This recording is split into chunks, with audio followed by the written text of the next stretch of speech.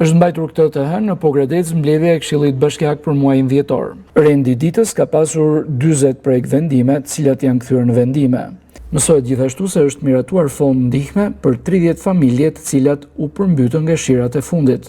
Ndërkohë, pikat e tjera të rendit të ditës, të cilat nga projekt vendime u kthyer në vendime, ishin dhënia e ndihmës ekonomike nga fondi 6% i fondit kushtëzuar për blok ndihmën ekonomike për muajin nëntor 2025, miratimi i programit buxhetor afatmesëm 2026-2028 të Bashkisë Pogradec faza e tretë dhe miratim i tavaneve përfundimtare të projekt buxhetit afatmesëm 2026-2028 për Bashkinë Pogradec.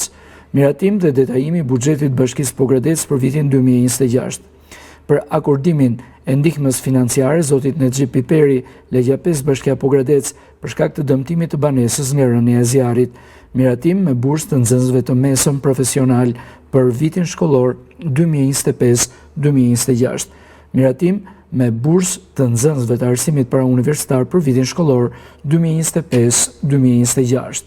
Si dhe për një ndryshim në vendimin numër 85 datë 19/10/2021 për miratimin e orareve të stacioneve në linjën rreth qytetase Gurës Pogradec-Gurës.